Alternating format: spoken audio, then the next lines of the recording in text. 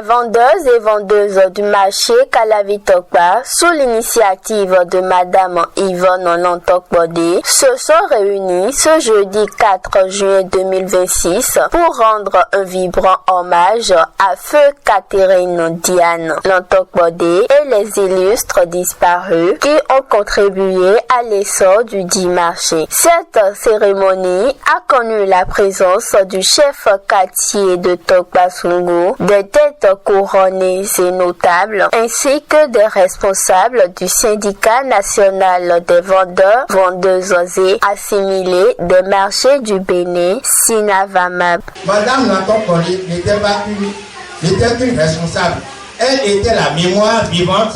de ce marché. Dès l'aube, sa voix portait au-dessus des caisses, des bassines, du bruit de couteaux sur les étals. Elle réglait les palabres sans élever le ton, rappelait à l'ordre avec respect et défendait chaque vendeuse comme si c'était sa propre sœur. Sous sa gestion, Clave a gardé son âme. Elle a lutté pour que les allées restent propres, pour que les vendeurs de poissons frais arrivent à l'heure et que les écailles aient leur place et leur dignité. Elle cherchait l'ordre, la justice et le travail bien fait. Madame Lantokbodé ne travaillait pas seule. Elle s'entourait d'un bureau de femmes, d'hommes engagés qui portaient le marché avec elle au quotidien. Aujourd'hui, nous pensons aussi à celle de son équipe qui nous ont quittés avant et après elle. Leur absence se ressent encore dans les allées de Kalavitokpa. Que Dieu leur accorde aussi le repos éternel. Elle était une militante syndicale engagée. Madame Lantokbodé a porté le combat de femmes du marché au sein du Sinovamab et du Sinavamab.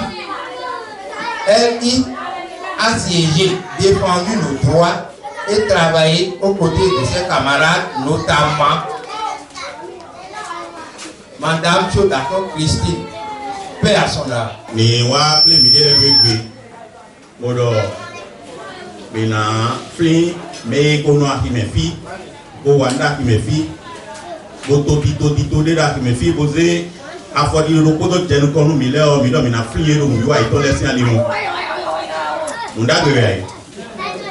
Puisque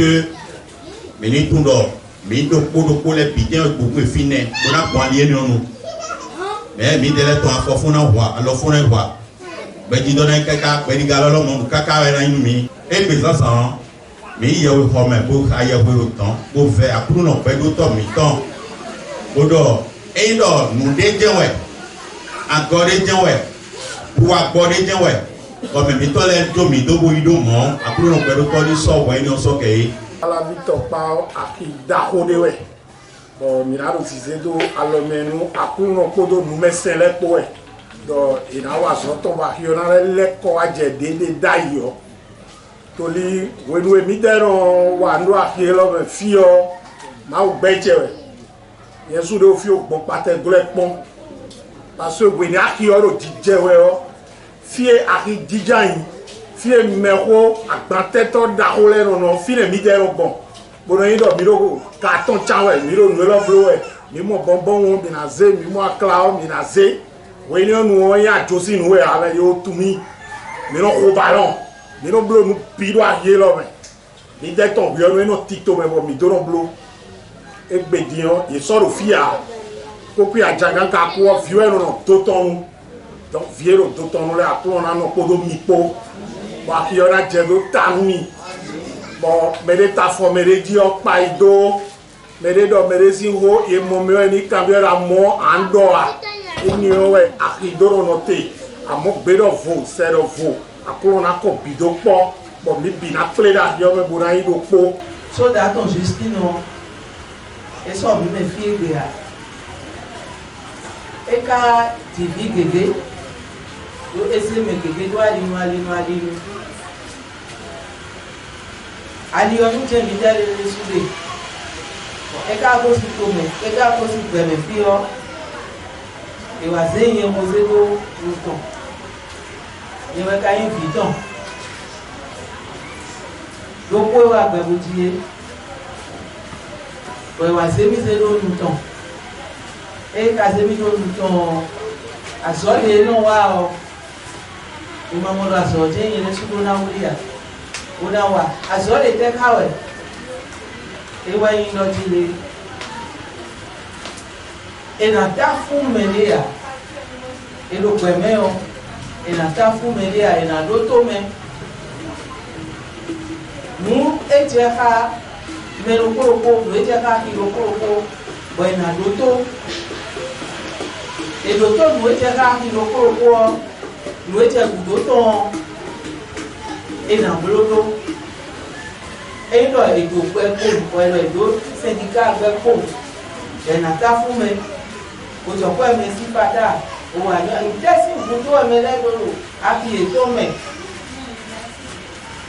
eduna kan eni obio bona je budoton ntawe lo ka file hawe eduna kan bio bona je budoton adadwa wedo ye a o tiwe no jabo sino ti ahiomea o pompi e mala ahiomea enesi gwe minaya tita fún ye wa ede a eni o si pe we enaya eyin lo akigide ko wa lepo ena lo ti le so lo ko de o eyin mo edo syndicat gbe o c'est l'unité ite tu wa ni do gbe l'unité ati mi ni no po gbọ́dọ̀ hu do mi ton lẹ́nu mi de ko mo solution na akuru pẹ̀lú tọ́ mi ìrọ́wé àjálọ́nà mi ìrọ́wé wọ́n yí àkọ́sù lẹ́tọ̀ àkọ́sù gbẹ̀lẹ́gàdàmú ṣùgbọ́ndó àkọ́sù àdìmúlà wẹ́nọ̀dọ̀ ní nọ̀tẹ̀ adọ́ ẹ nínú àdájíọ́ ẹnọ̀nà mi jábàlúwé kákákákáká àjálọ́nà wọ́n àjàtò ewó sọ̀mí wọn ìgbẹ́tọ́lẹ̀ dẹ́mẹ̀ ó ṣe jìnnìkún sun bódúróbúrò kíkẹ́ mi bó ká sọ àìkún gbàdúgbò àbọ̀jítsọ̀ mi lọ mìíràn gbọ́n tí kò tó tọ̀gbẹ̀ wà záàpù tó tọ̀gbẹ̀ ọ́ mìíràn ayé tó tún ọ̀bọ̀ náà mi hùwà wẹ̀ jẹ́líjẹ́lí inú wẹ̀ káká mìíràn fòfò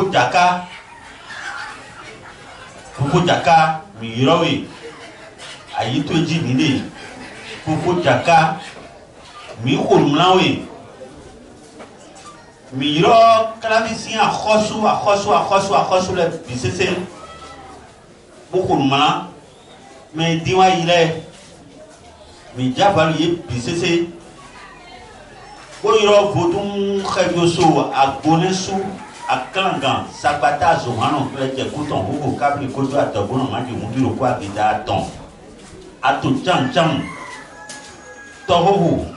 alitahoho zohoho owu age owen njabalumi. Cette cérémonie d'hommage a permis de rappeler la contribution inestimable des illustres disparus au développement du marché Kalavitokpa. Les participants ont réaffirmé leur engagement à préserver leur héritage afin que le souvenir de ces bâtisseurs demeure à jamais gravé dans les mémoires.